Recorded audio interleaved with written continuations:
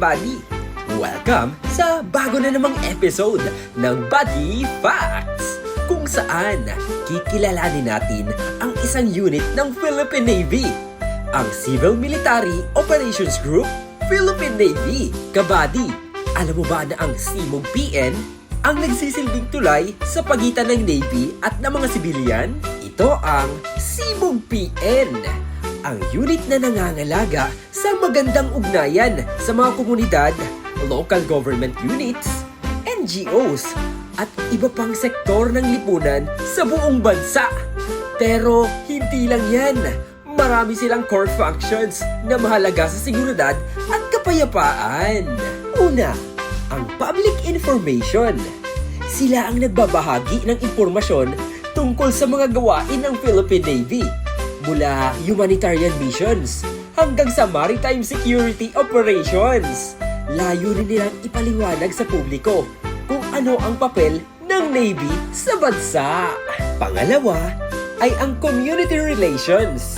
Ang CMOG PN ay nangunguna sa medical missions, relief operations, coastal cleanups, school building support, at iba pang community projects. Ito ang paboritong bahagi ng maraming naninirahan malapit sa coastal areas dahil dito ramdam nila ang presensya at tulong ng Navy. Psychological operations naman ang pangatlo. Hindi lang ito pang military tactics. Saklaw nito ang pagbuo ng mga positive narratives, counter disinformation, at pag-engganyo sa komunidad na makiisa sa mga programang pangsiguridad ng bansa. Pang-apat naman, ang civil affairs, kung saan kinukonekta nila ang Navy sa iba't ibang civil institutions para sa mas epektibong mga maritime governance at disaster response sa bansa.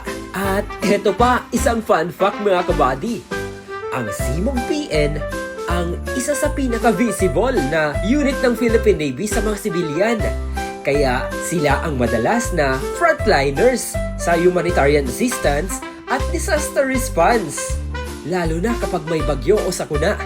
Kaya kung may nakikita kayong sailors na nag-aabot ng tulong sa mga komunidad, malaki ang tsansa na bahagi sila ng Civil Military Operations Group, Philippine Navy. What? Buddy